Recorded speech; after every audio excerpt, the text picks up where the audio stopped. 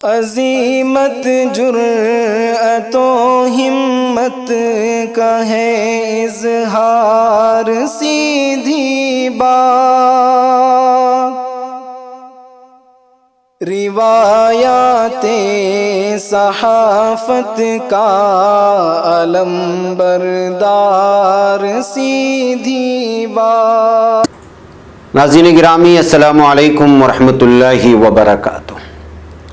سیدھی بات کے تازہ ترین پرائم ٹائم میں آپ لوگوں کا استقبال ہے۔ ناظرین، میں انصار عزیز ندوی اس وقت کے تازہ ترین پرائم ٹائم میں آپ لوگوں کے سامنے کچھ اہم ترین خبریں، کچھ وائرل ویڈیوز کے حوالے سے تنقیدی تبصرے لے کر کے حاضر ہوا۔ ناظرین گرامی، میں آپ کو بتاؤں گا کہ کلکتہ کا اقبال پور علاقے میں ایک اور سنسنی خیز معاملہ کس طرح پیش آیا اور مسلم لڑکیوں کے کیا حالات ہیں وہ بیان کرنے کی کوشش کروں گا۔ میں آپ کو بتاؤں گا کہ کس طرح سے ہماچل پردیش میں ایک ہی گاؤں کے ایک آدمی کو چھوڑ کر کے سب لوگ جو ہے کرونا متاثر پائے گئے ہیں، تو وہیں پر کسانوں کے فنڈ میں سے گھوٹالہ کرنے کا الزام بی جے پی کے کئی لوگوں پر لگا ہے، میں وہ بھی صاف طور پر آپ کو بتاؤں گا۔ اور کس طرح صرف باسی خانہ گھر کے سامنے پھینکنے سے ایک پولیس افسر اور ماں اور اس کی بہن کو مار دیا جاتا ہے۔ یو پی کے جرائم کی میں کہانی سناؤں گا۔ تو وہیں پر ایک قادیانی کو 15 سالہ لڑکے نے کس طرح فائرنگ کر کے ہلاک کر دیا، وہ بھی خبریں سامنے رکھتے ہوئے میں افغانستان جو آج مختلف حملوں سے لرز اٹھا ہے اور آج کی بہت بڑی خبر ہے، وہ ترکی کے دفاعی صنعت کے بارے میں اس وقت پوری دنیا کو چیلنج کرنے والے وہ ساری چیزیں میں آپ کو دکھاؤں گا۔ اس سے پہلے آپ لوگوں سے درخواست ہے کہ جن احباب نے ہمارے چینل کو سبسکرائب نہیں کیا ہے سبسکرائب کر لیں، ہماری ویڈیوز کو دوسروں تک پہنچانے میں ہماری مدد کریں، لنک کو شیئر کریں۔ ادارے کی مضبوطی آپ لوگوں کی مضبوطی ہے۔ بہرکیف ناظرین گرامی، آئیے سب سے پہلے میں آپ کو لے چلتا ہوں آج افغانستان میں جو سلسلہ وار دھماکوں سے لرز اٹھا ہے، اور اس طرح لرز اٹھا ہے کہ جس کی کوئی انتہا نہیں ہے۔ جی ہاں، 14 راکٹ حملے کیے گئے ہیں جس کی وجہ سے کابل لرز اٹھا۔ بتایا جا رہا ہے کہ 6 افراد ابھی تک جاں باز ہو گئے ہیں، 24 زخمی ہو چکے ہیں۔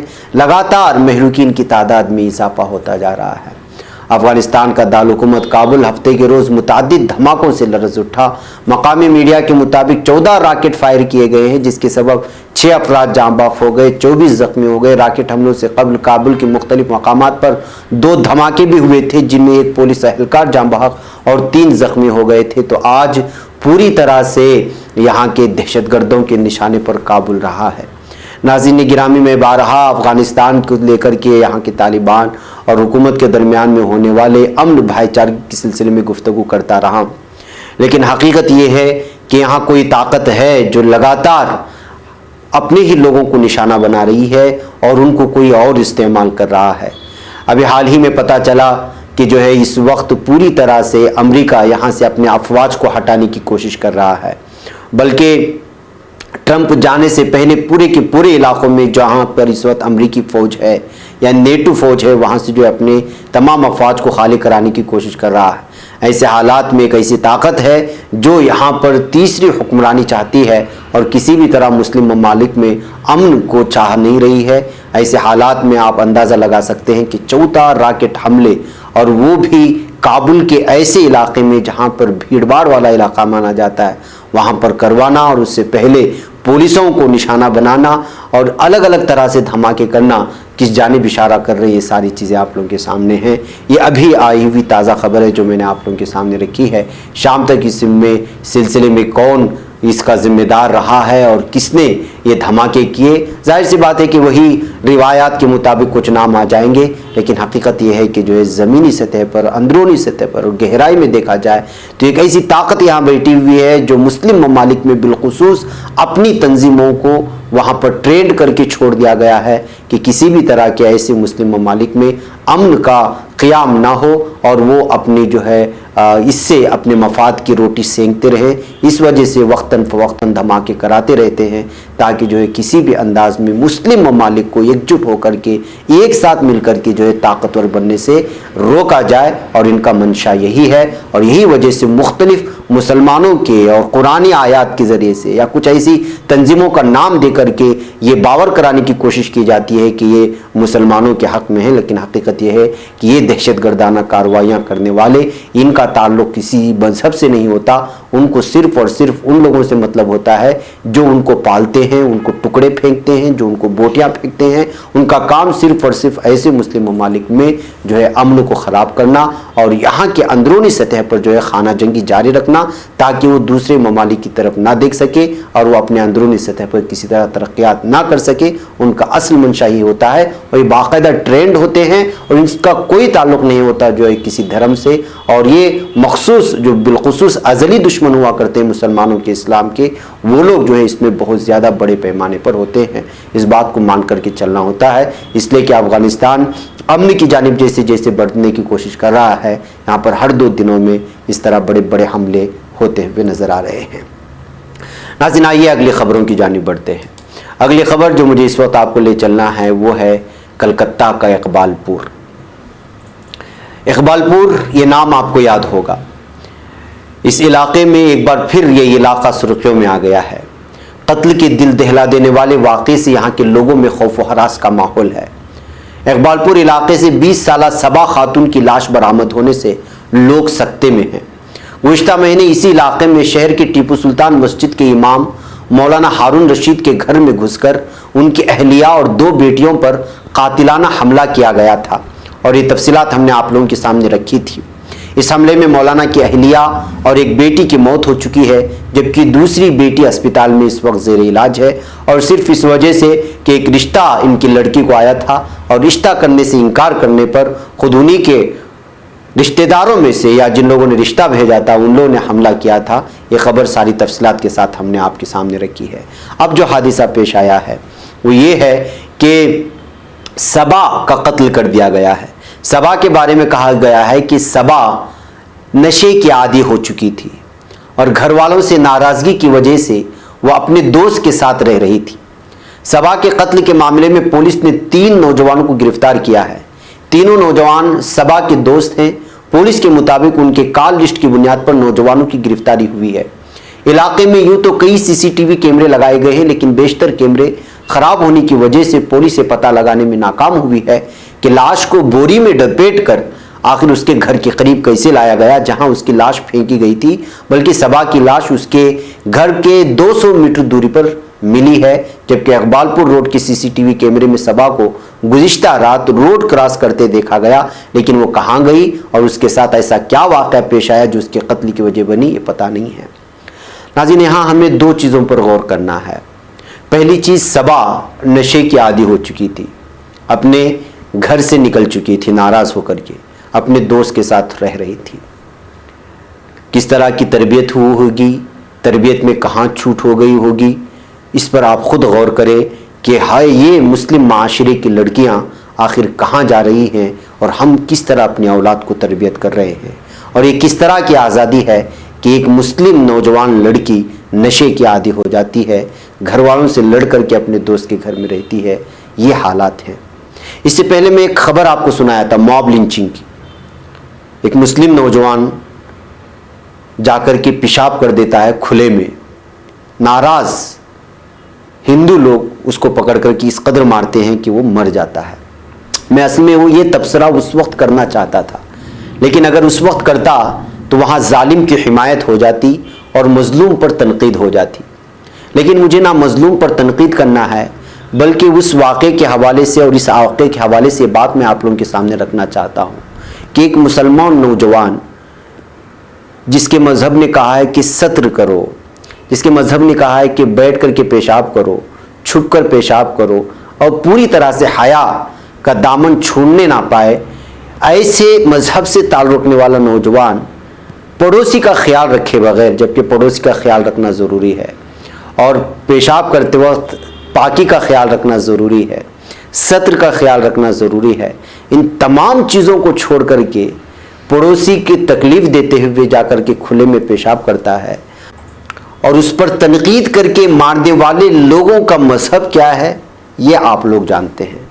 یہاں پر ایک مسلمان کے لیے چلو بھر پانی میں ڈوب مرنے کی بات ہے، مجھے اور آپ کو، کہ جو ہے ہم ایک ایسے مذہب سے تعلق رکھنے کے باوجود جو جگہ جگہ پاکی کو لے کر کے آدھا ایمان کہا جاتا ہے، وہاں پر ایک شخص جا کر کے کھڑے ہو کر کے پیشاب کرتا ہے۔ حقیقت میں مجھے تنقید کر کے جو ہے قاتلوں کے سلسلے میں ان کو جائز ٹھہرانا نہیں ہے، مجھے دوسرے سطح پر اس کو سوچنا ہے کہ ہم اپنے اخلاق کی گراوٹ کی کس حد کو پہنچ چکے ہیں، ہمیں پہچان ہی نہیں کہ ہم کون ہیں۔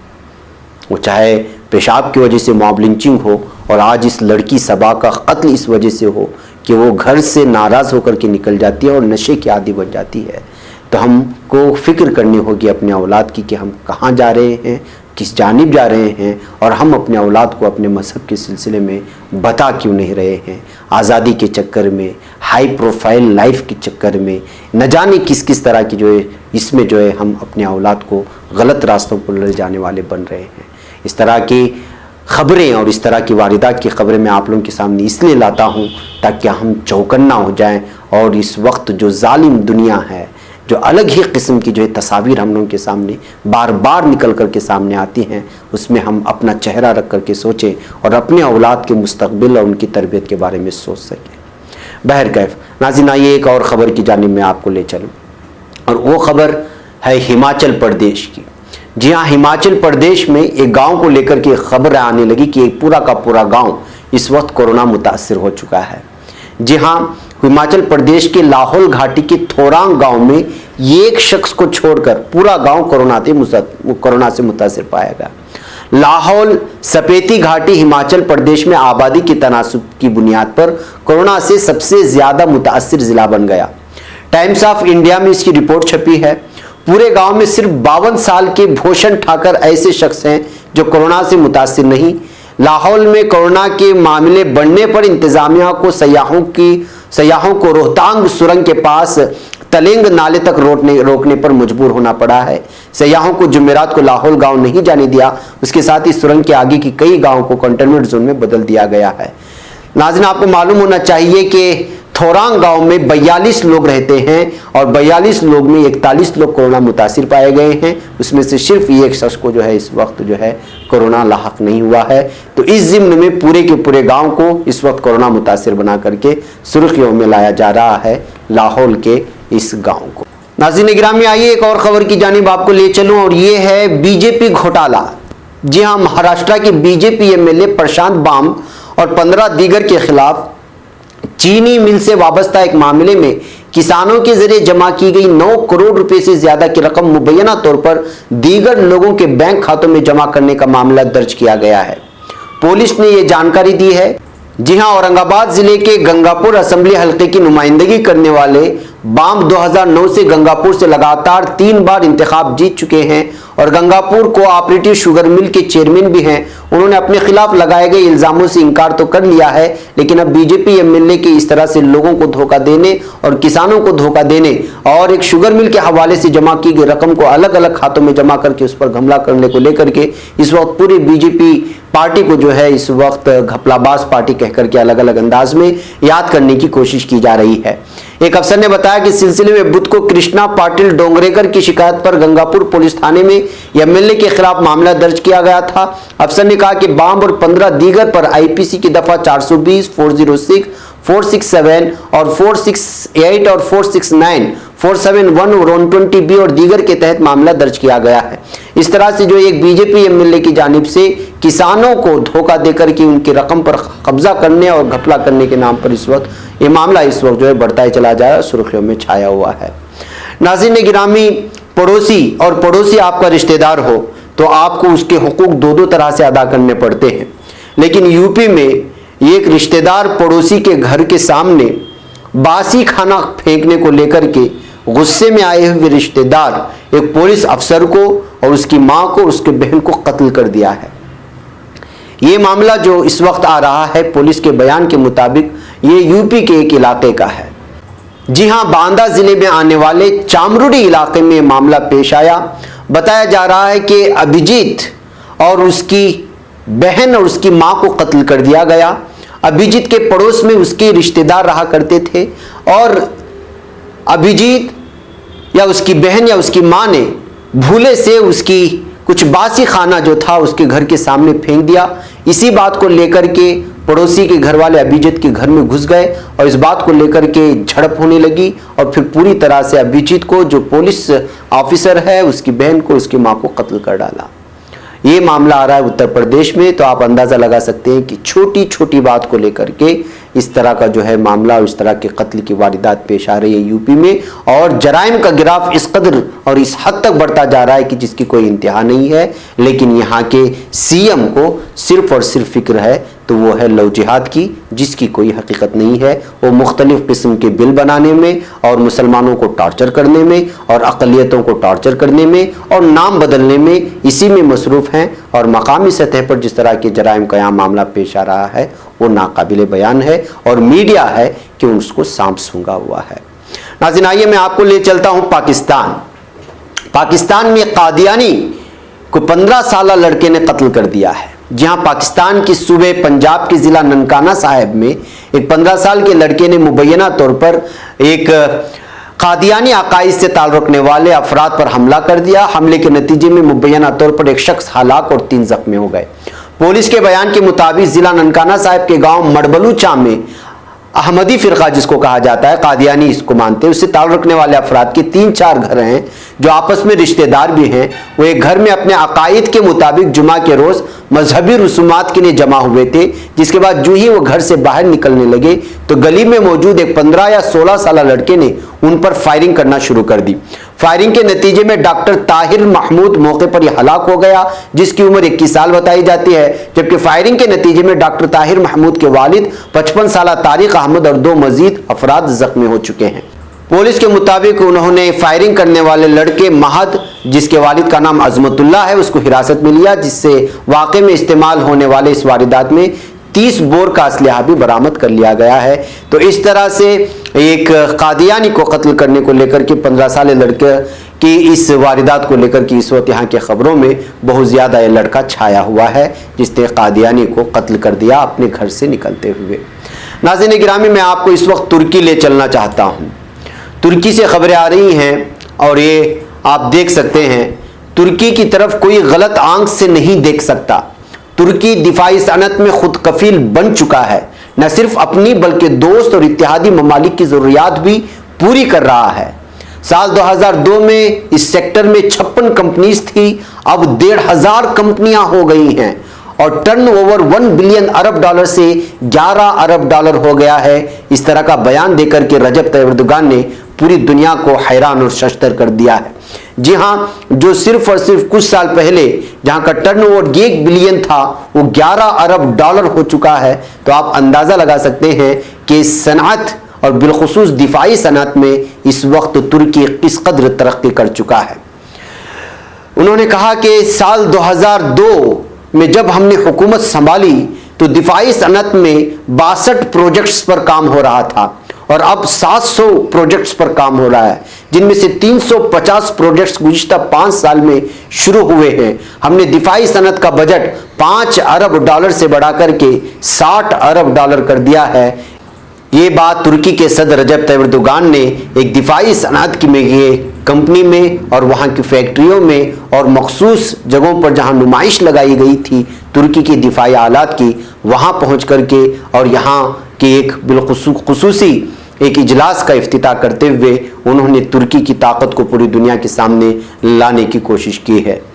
बहरकैफ यह है तुर्की का दिफाई सनाती पूरा मामला। तो नाज़रीन आइए मैं आपको ले चलूँ काराबाग के एक और शहर पर जिस पर इस वक्त आज़रबाईजान पूरी तरह से कब्जा कर चुका है और उस शहर का नाम है अकदम और ये शहर की तस्वीर हैं। जंगबंदी मुआहदे के तहत आज़रबाईजान का इस वक्त मकबूजा इलाका अकदम आर्मेनिया ने खाली कर दिया, जिसके बाद शहर का कंट्रोल आज़रबाईजान की फौज ने संभाल लिया है और 27 साल बाद अकदम दोबारा आज़रबाईजान का हिस्सा बन गया और यहाँ की मसाजिद में अजानें गूंजने लगी हैं। इस तरह ये तस्वीर इस वक्त जो है पूरी तरह से वायरल हो रही हैं। यह है काराबाग का शहर अकदम जो पूरी तरह से आज़रबाईजान के हवाले हो गया।